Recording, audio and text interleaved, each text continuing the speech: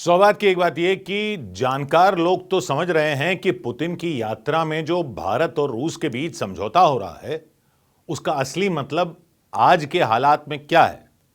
लेकिन पब्लिक को भी यह समझना चाहिए कि भारत और रूस के बीच समझौता कैसे आज की दुनिया में जो हालात हैं उनमें भारत की पोजीशन को मजबूत करता है। रूस की संसद ने भारत के साथ एक नया सैन्य समझौता मंजूर कर दिया है। समझौते का नाम है रेलॉस, यानी reciprocal exchange of logistic support. फरवरी में यह तय हो गया था। अब वहां की संसद ने भी इसे मंजूर कर दिया है। इसका मतलब क्या हुआ? तो समझौता यह है कि भारत और रूस एक दूसरे के सैन्य, हवाई क्षेत्र और बंदरगाहों का इस्तेमाल कर सकेंगे, संयुक्त अभ्यास करेंगे, आपदा राहत में साथ में अभियान चलाएंगे, साथ में मानवीय मिशन चलाएंगे, रूसी युद्धपोत भारत आ सकेंगे, भारतीय विमान रूस में उतर सकेंगे। लेकिन इसका असर क्या होगा? इसका संकेत क्या जाएगा? वही तो है असली कहानी। और वो कहानी समझने के लिए 3 दिसंबर के दिन को याद करना होगा। जी हां, 3 दिसंबर 1971। भारत की पब्लिक भी भूल जाती है और शायद याद रखने की परंपरा भी नहीं बनाई हमने, जैसे दूसरे देशों में याद रखा जाता है। 3 दिसंबर वो दिन है जिस दिन भारत पर हमला कर दिया था पाकिस्तान ने। पाकिस्तान ने भारत पर हमला कर दिया था और वो इतिहास कभी नहीं भूलना चाहिए। आने वाली हर पीढ़ी को बताना चाहिए 3 दिसंबर 1971 को पाकिस्तान ने भारत पर हमला कर दिया था। और वो डींगे हाँकते थे कि नाश्ता अमृतसर में करेंगे, लंच दिल्ली में करेंगे। वैसे तो कहानी कहते हैं ये थी कि पाकिस्तान के ब्रिगेडियर तारिक मीर ने फिल्मी डायलॉग टाइप का मारा था कि नाश्ता लोंगेवाला में करेंगे, लंच रामगढ़ में करेंगे, डिनर जैसलमेर में करेंगे। डायलॉग बाजी तो खैर वो पहले से ही करते आए हैं, लेकिन भारत पर हमला करने की हिम्मत कैसे आई थी? क्योंकि उनको लगता था कि उनके साथ तो अमेरिका है और चीन भी उनका साथी है, तो भारत तो हर तरफ से मारा जाएगा। लेकिन हुआ क्या था? हुआ यह था कि 3 दिसंबर को हमला करने वाला पाकिस्तान 16 दिसंबर को सरेंडर के कागज पर साइन कर रहा था। ना अमेरिका आया, न चीन आया। और क्यों नहीं आया?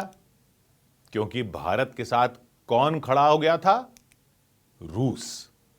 वो तब सोवियत संघ था, यूएसएसआर था, और भारत के साथ उसने संधि कर ली थी।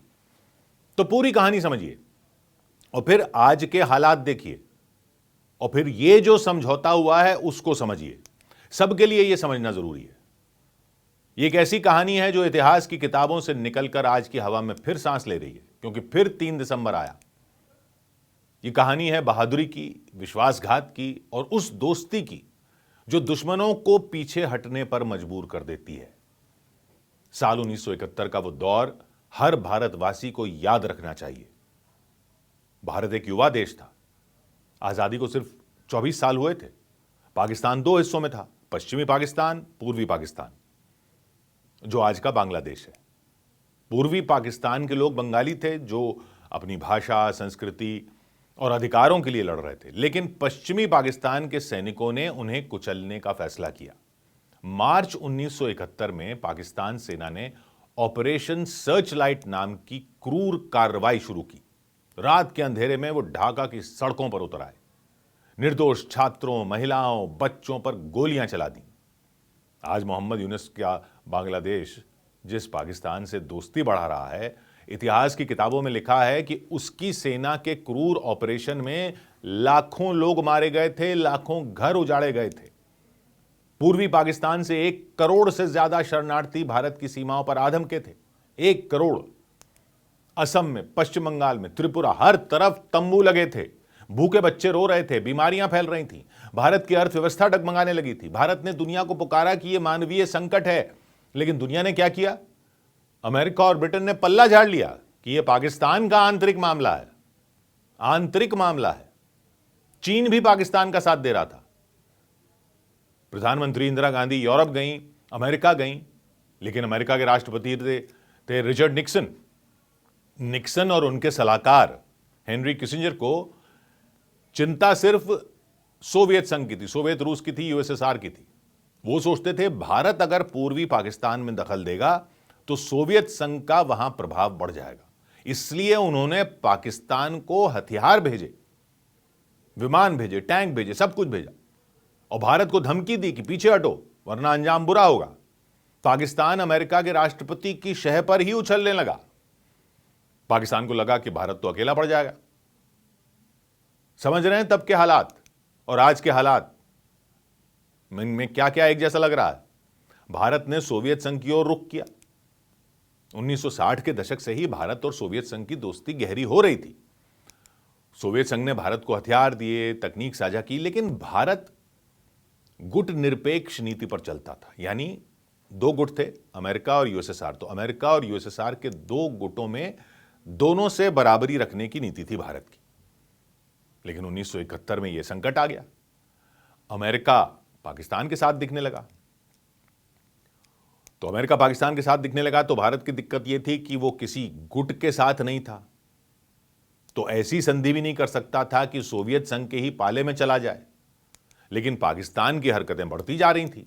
पूर्वी पाकिस्तान में मुक्ति बाहिनी नाम के बंगाली विद्रोह लड़ रहे थे।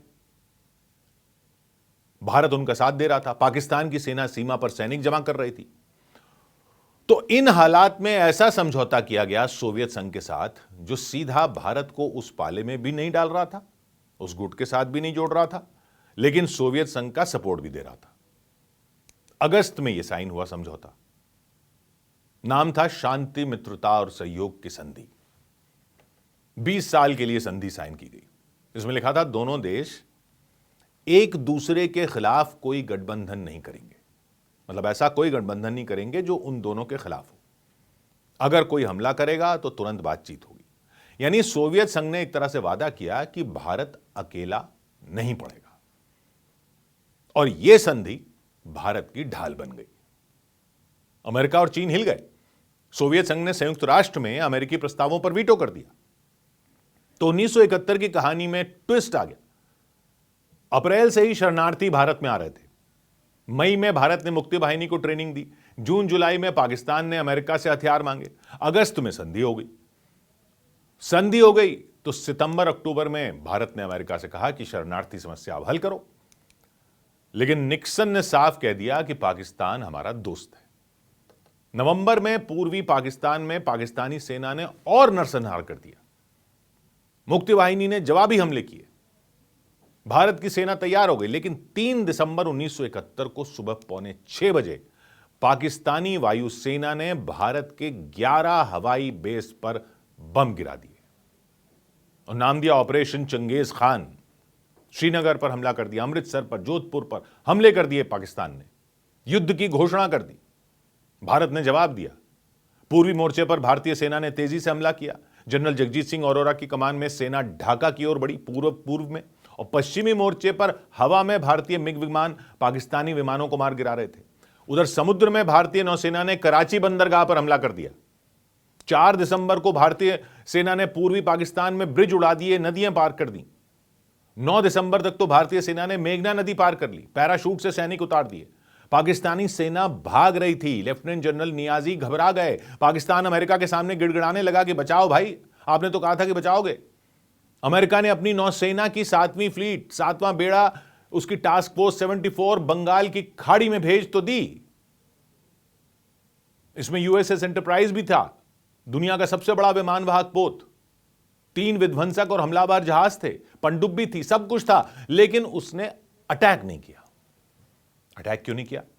उसका मकसद था भारत को डराना और युद्ध को रोकना।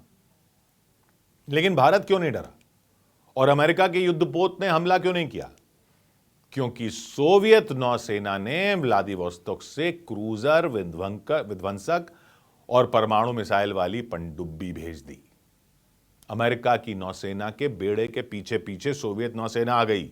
यानी सोवियत संघ ने इशारा कर दिया कि अगर भारत पाकिस्तान युद्ध में एक कदम भी आगे बढ़ाया अमेरिका ने, तो वो भी आगे बढ़ जाएंगे।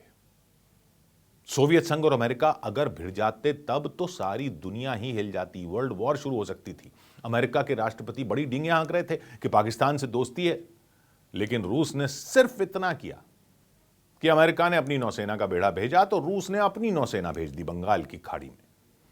अमेरिका के राष्ट्रपति निक्सन ऑर्डर देने का फैसला ही नहीं ले पाए। पाकिस्तान के तोते उड़ गए। पाकिस्तान गिड़गिड़ाता रह गया। उसको तो अमृतसर में ब्रेकफास्ट और दिल्ली में लंच करना था।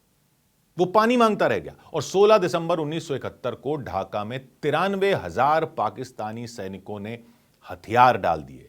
वर्ल्ड वॉर के बाद यह सबसे बड़ा सरेंडर था, मिलिट्री इतिहास में किसी भी सेना की सबसे शर्मनाक हार। बांग्लादेश का जन्म हुआ, भारत ने अमेरिकी चुनौती को नाकाम कर दिया और सोवियत रूस के साथ हुई संधि ने भारत को ताकत दी। ढाल बनकर रूस खड़ा था अपने दोस्त भारत के साथ। अमेरिका पीछे हट गया, चीन चुप रहा। अब आ जाइए आज के टाइम पर, रूस के साथ समझौता हुआ है। रूसी युद्धपोत भारत आ सकेंगे, भारतीय विमान रूस में उतर सकेंगे। 1971 में भी अमेरिका पाकिस्तान का साथ दे रहा था, भारत पर दबाव डाल रहा था। सोवियत संधि ने संतुलन बनाया था।